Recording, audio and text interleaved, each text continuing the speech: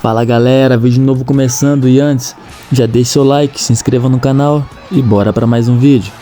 Palmeiras nessa reta de chegada do Campeonato Brasileiro estaria muito melhor.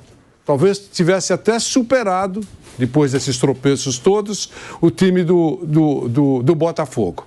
Então o Palmeiras pecou em não usar mais o Endrick. E muito bem, acertou, correta decisão do professor Fernando Diniz em trazer nesse momento o Endrick. Tomara, e agora para tirar assim um final de ano espetacular, que ele coloque pelo menos 10 minutos para o Endrick jogar contra a Argentina dentro do Maracanã.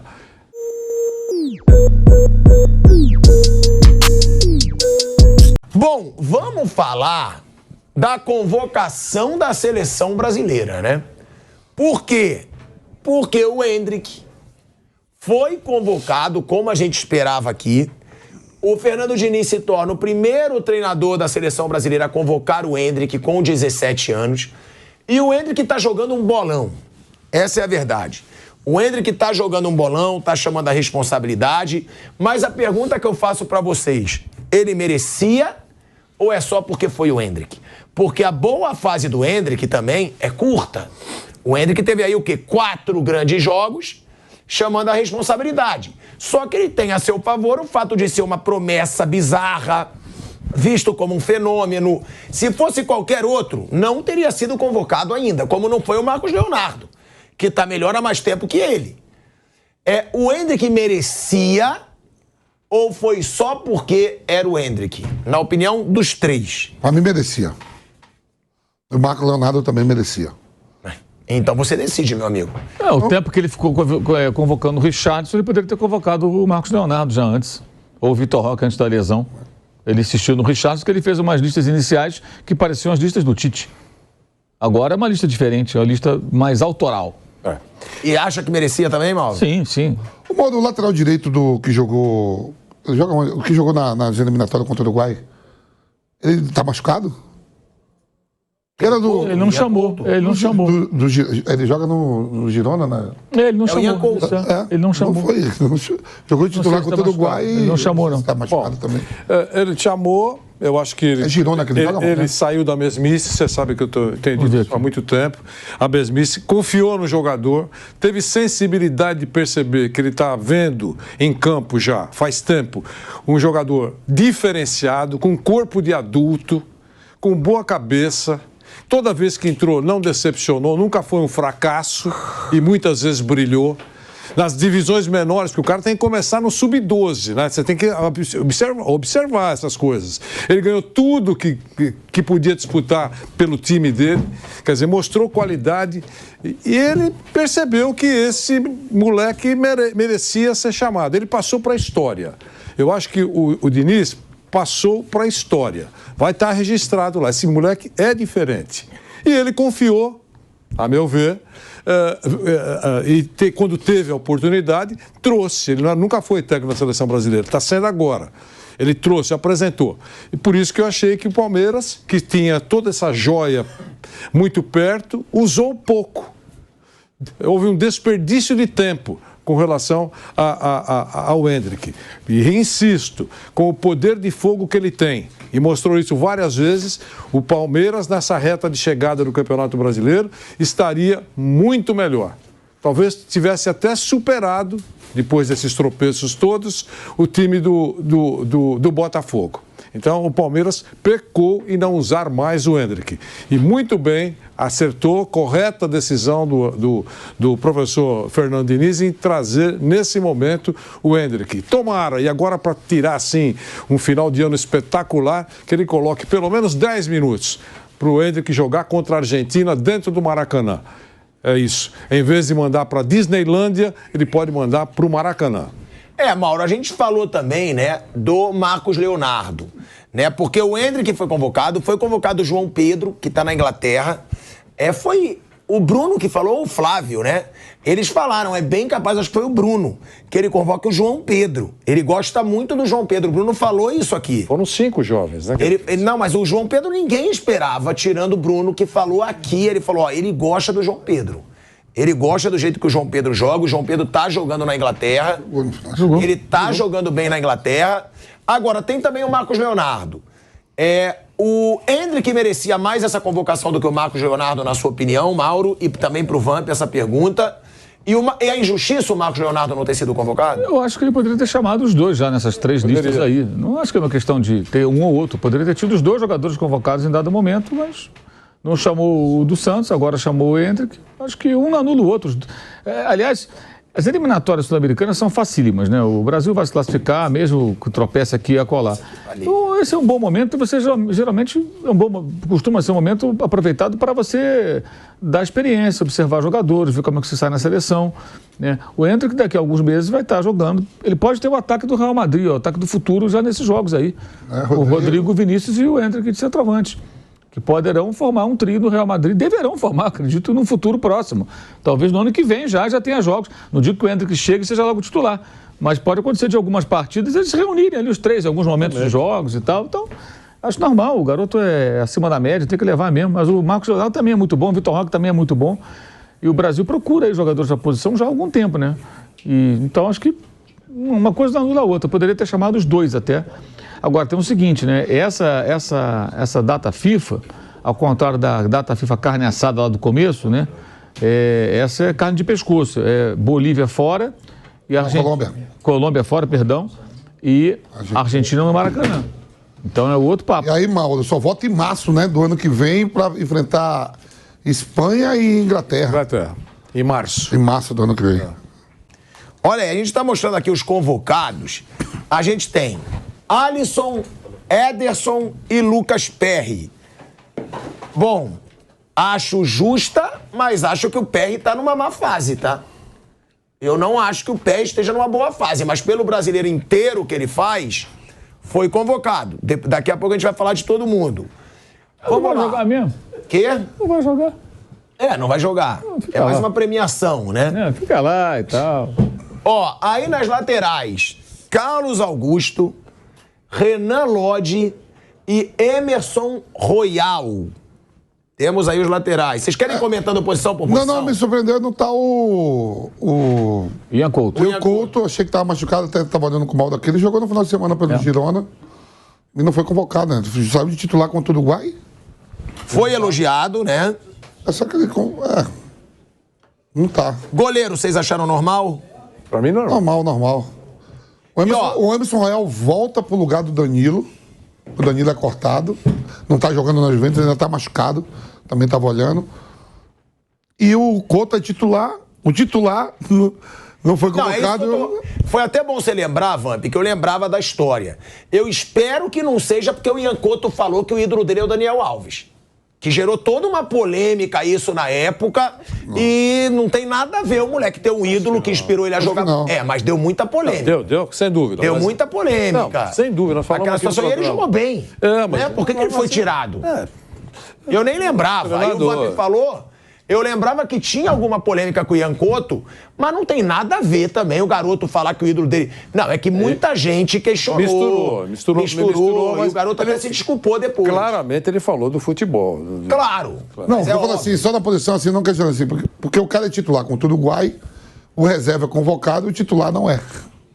E ele jogou mal o outro jogo? Teve um outro jogo depois. Não tô falando isso, se jogou mal ou não, perdeu do Uruguai. Tô falando que você sai de titular, o reserva é convocado e você não é.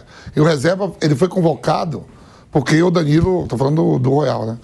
Que o Danilo se machucou, o Royal chega depois. Mas não dá pra falar que foi por isso. Mas se foi, que papelão do Diniz, na minha opinião. E o Royal reserva do Tottenham, né? Vai o reserva do Tottenham. O Royal reserva. Ontem entrou no jogo, veio do banco. Mauro, questiona alguma convocação por enquanto? Laterais e goleiros? Eu só achei curioso que ele tem 3 jogadores só para as laterais. Com o PP. Ele está contando com o PP como... Mas eu estava olhando lá, o PP tem jogado mais à frente. Mais na linha de meias ali, até mais à frente. Nas escalações recentes do Porto. Embora já tenha jogado também... Lateral. E ele vem se destacando muito no Porto, né? Pois é, mas está jogando mais à frente. Mas pode jogar ali, talvez. Enfim. Mas é curioso, né? Assim, que ele conte com um jogador que não vem jogando sempre na função como opção para esse setor. Mas ok, também não vejo problema, não.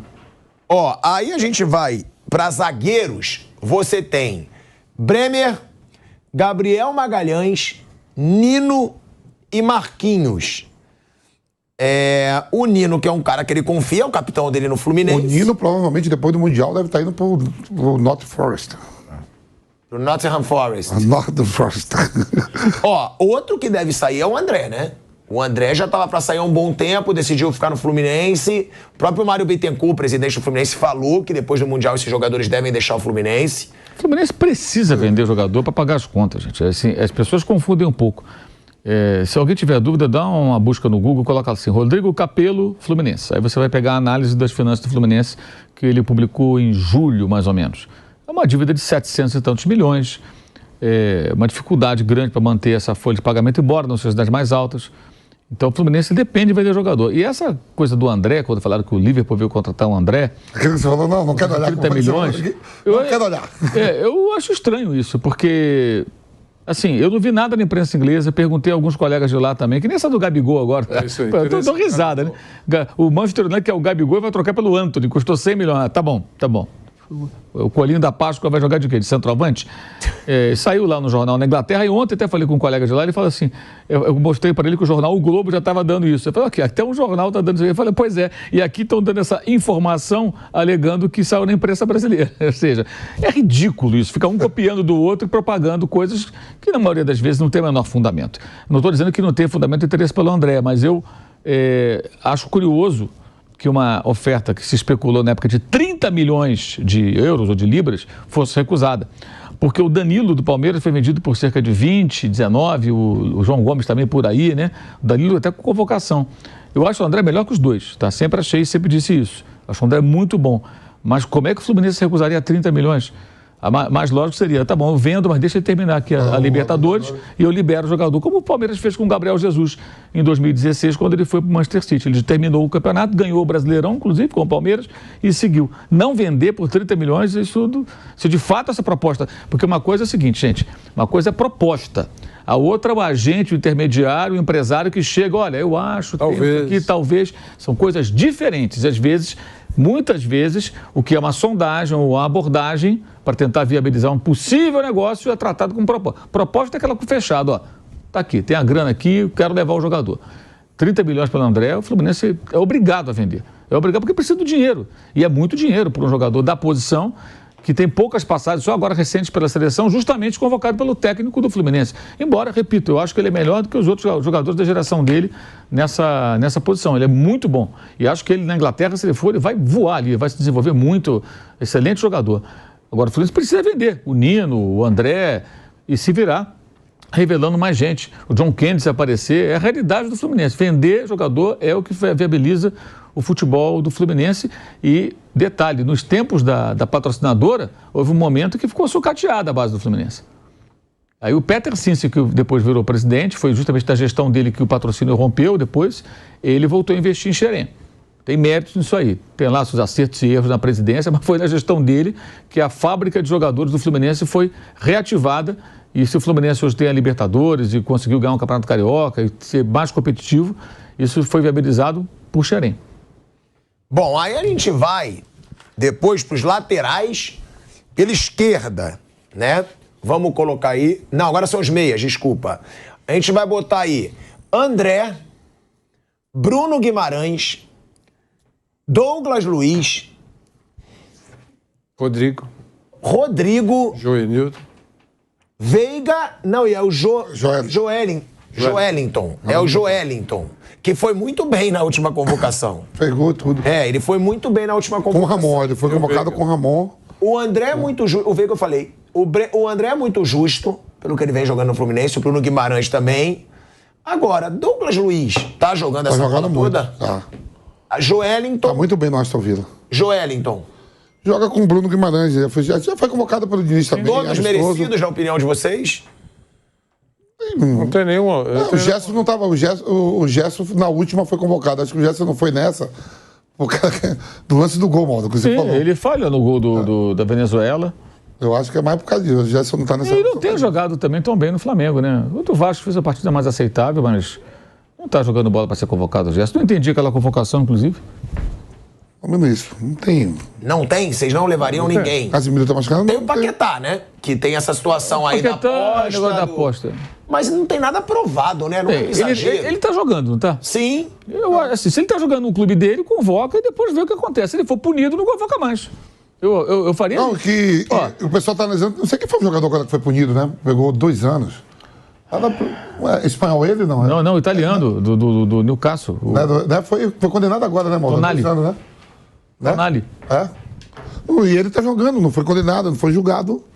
Eu não teria problema. Eu também acho isso bem sem Ele não sentido. foi julgado ainda, né? Ele está sendo investigado. Eu acho que a CBF deveria adotar o seguinte: enquanto ele não for julgado lá na Inglaterra, onde ele joga, lá onde está correndo essa história, ele é convocado. Se provar que ele cometeu uma irregularidade e for punido, ele não joga. O jogador agora suspensão, obviamente. O jogador foi punido agora, o jogador aí do Newcastle. E ele, pra mim, é melhor que todos os que estão sendo convocados aí. Ele joga. Ele seria útil, né? Tem uma experiência grande, foi à Copa do Mundo, jogou mais vezes para a seleção, tem uma outra característica também. Está crescendo lá, se desenvolvendo agora, virou mais protagonista do time, né? Camisa 10, essa coisa toda. Vamos ouvir o que o Fernando Diniz falou sobre essa situação do Paquetá, né? Porque ele diz que ele seria incoerente, porque ele já não convocou da outra vez, azar. Ou então se corrija. Fui injusto da outra vez, porque ele está sendo investigado, ele não é julgado, está sendo convocado agora. No momento não se sabia muito bem o que ia acontecer. Agora ele está jogando, já passou um tempo, ele está jogando. Eu acho que é um outro momento, ele poderia, mas aí, enfim, é a escolha dele. Vamos escutar aí o que disse o Fernando Diniz. Em relação ao Paquetá, ele é um jogador que eu considero um dos melhores dessa geração e eu teria muito gosto em convocá-lo e provavelmente ele teria grande chance de brigar pela titularidade, porque é um jogador que eu admiro muito. A investigação para a gente, ela está no mesmo cenário, pelo menos que chegou para a gente até agora, que está no mesmo ponto. Ela não foi encerrada, então não teve nenhum fato novo, porque se eu convoco, provavelmente vocês iam me indagar por que você convocou e por que não convocou antes. Porque por enquanto, está pedindo mais tempo para investigar. Obviamente que se esse tempo se estender mais, a próxima convocação nossa é daqui 4 meses. Aí já acho que seria tempo suficiente para chegar a alguma coisa com a competência que quem está investigando tem que ter. Então, eu não convoquei para manter um discurso coerente e ético com aquilo que eu fiz há 3 meses atrás, quando eu não trouxe.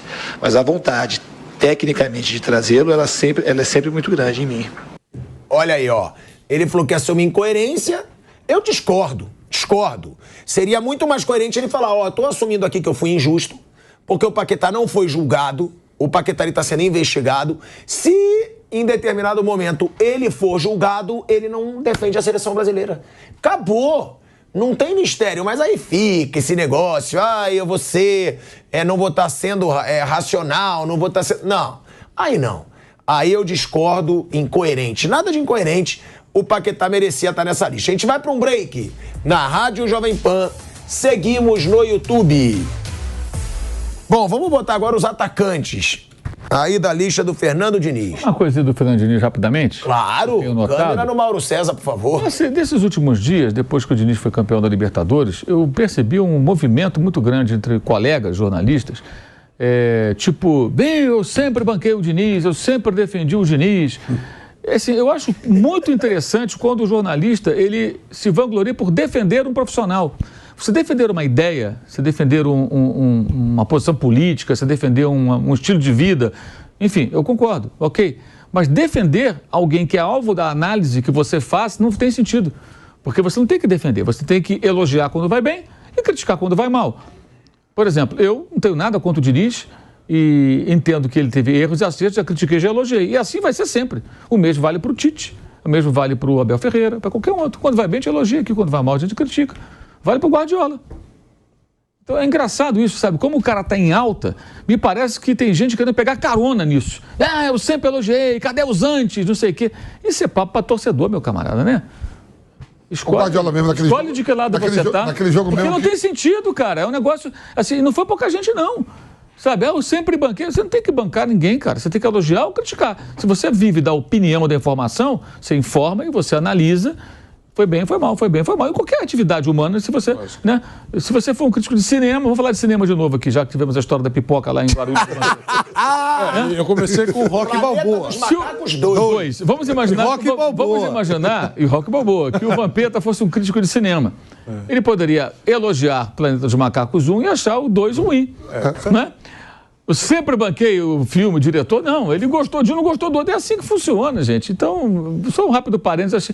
Isso tem me chamado a atenção, porque continua pipocando lá em casa, sabe? Sabe o que é isso? É que nem o cara lá, o bobo lá que faz selfie para aparecer no vídeo, ao invés de curtir o momento em que o time dele pode fazer um gol e tal, ele quer se... As pessoas querem se inserir na história. Então, hoje tem jornalista que quer fazer parte. Ele não quer relatar a história como deve ser. Ele quer fazer parte. É que nem o setorista que, quando o time é campeão, ele comemora. Eu também fui campeão de nada, meu irmão. Você só cobriu o clube. Você viu isso, Vanderlei? Pô, o cara, né? O cara acha que ele não faz parte. Quando o Vampeta foi campeão pelo Corinthians, ele foi campeão. O repórter corintiano que cobriu o Corinthians não foi campeão de nada. Eu vou mais além. Ele só cobriu o Corinthians. Eu vou mais além. Dirigente. Eu já vi dirigente na porta do túnel, na porta de vestiário, time voltando de uma vitória, por exemplo, tão cansado na porta, como o centroavante. E põe na mão, eu perto, com o microfone, você imagina, põe a mão no ombro. Foi duro, Rafa. O dirigente, tá a mão aqui. Foi duro, né? Foi duro o quê, cara pálido? Foi duro o quê? Jogou com quem? Demais, cara. De volta, hein? Demais. Volta na Rádio Jovem Pan, agora na rádio e no YouTube, Vander. Era isso. O Mauro estava fazendo uma abordagem aí dos elogios, tipo assim, como se fosse um gol de placa, a vitória do nosso querido Fernando Diniz. Para ele foi extremamente importante, porque ele cansou de ouvir nessa caminhada. Ganhou o quê? Você joga diferente, seu time é arrojado, é atrevido, joga para frente, joga bonito, mas ganhou o quê?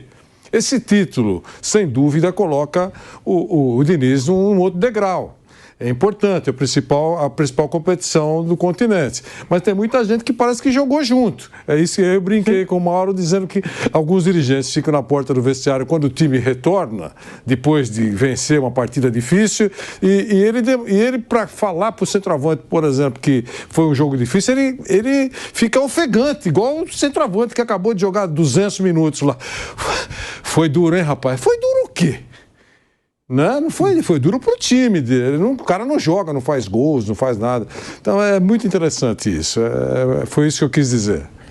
Bom, vamos agora para os atacantes, né? Da seleção brasileira, que é aí que tem as grandes surpresas. A primeira delas, Endrick, 17 anos convocado para a seleção brasileira. Gabriel Jesus, que o próprio Bruno e o Flávio falaram aqui que o Fernando Diniz gosta muito do futebol do Gabriel Jesus. Martinelli, do Arsenal. João Pedro, hein? João Pedro, do Brighton, também é uma baita surpresa. Ex-Fluminense. Paulinho, do Atlético Mineiro, que é o artilheiro, né? Do Brasileirão, ao lado do Tiquinho. Tem aí o PP, Rafinha e Vinícius Júnior. Cara, se você for pegar PP, Paulinho, Endrick e João Pedro, são surpresas. É o Fernando Diniz ousando. É isso aí, né? Saiu da mesmice. O Fernando Diniz agora, ele mostra, vai ver e ganhou confiança com o título da Libertadores. Não, porque eu acho que... acho que a relação da seleção devia estar pronta antes da Libertadores, não? Também acho que sim. Vocês acham? Eu acho que o desempenho nos últimos jogos foi ruim e ele, de repente, resolveu dar uma renovada de verdade. É verdade. Eu só acho que, assim, o importante é entender o seguinte, o resultado para ele também é importante para ele ter tranquilidade, né? Embora a classificação naturalmente vá acontecer. E são 2 jogos mais difíceis, né? Colômbia fora e Argentina no Rio de Janeiro, no Maracanã. São jogos mais complicados. A Argentina é um time pronto, é o campeão do mundo. O Brasil deve acampar por essa convocação com uma equipe bem nova, sem conjunto. Então, eu acho que vai ser importante que ele consiga... Eu acho fundamental que entenda é o seguinte...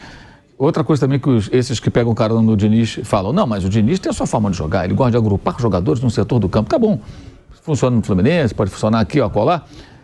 Mas, gente, na seleção brasileira você convoca jogadores, então você tem que explorar o potencial dos melhores jogadores e não torná-los refém do seu sistema de jogo. Eu não consigo entender que um convocador, um técnico que convoca...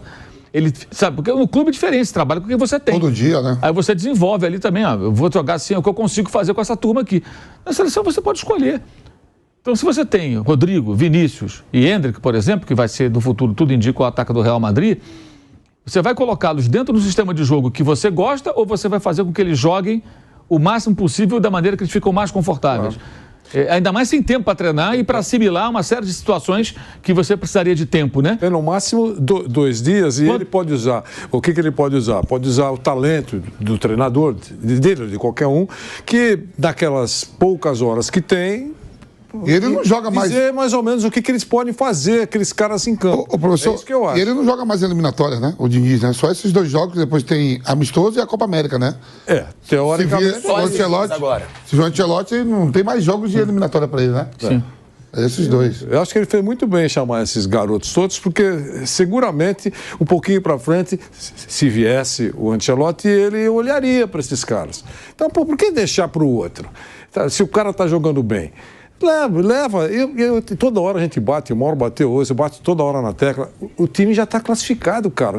A chance de não participar da Copa de 2026 é 0, não tem nada. Vai. Então é a hora, ele pode fazer o que quiser. Traz o cara, vai que essa molecada dê um raio de luz, não é legal? Agora tem que ter uma estratégia de jogo para essas 2 partidas bem pensada, né? Especialmente o jogo da Argentina, né? Que é um jogo no Rio, contra o campeão do mundo, o Messi vai estar em campo, né? Agora, tem outra coisa boa, eu acho que é bom, assim, ele ter a chance de trabalhar sem ser refém do Neymar. Porque, infelizmente, o Tite era refém do Neymar e o Diniz também entrou na seleção para ser refém do Neymar. Eu acho que nenhum técnico tem que ser refém do Neymar. O Neymar, ele é um cara talentosíssimo, que era para ser hoje um dos maiores jogadores do mundo na idade dele aí, com 31 e tal, poderia estar, né, figurando, mas ele não é, ele hoje é um jogador secundário, gente. Tivemos aquela premiação chata na semana passada, melhor do mundo, ele nem é lembrado. Não, porque está machucado. Não, porque está machucado, não, ele nem é lembrado, porque ele não faz parte mais daquele grupo, daquela elite, não faz. Ele está lá no futebol saudita porque na Europa ele não teve nem mercado nos grandes clubes. E aí o Brasil fica sempre dependendo do Neymar, tendo que jogar para ele ficar à vontade, o jogo que lhe favorece. Eu acho que isso acabando, pode crescer o Vinícius, pode crescer o Rodrigo, pode entrar bem o Endrick amanhã, o Marcos Leonardo, outro desses meninos, o Martinelli, que está muito bem. Tá jogando bem, hein? Esses caras podem ter oportunidade de serem mais protagonistas e não terem que ficar... O Gabriel Jesus, por exemplo, jogou Copa do Mundo em que ele era quase um secretário do Neymar. Ele volta, ele marca, sim, porque o Neymar... Isso já em 2018. Há quanto tempo isso?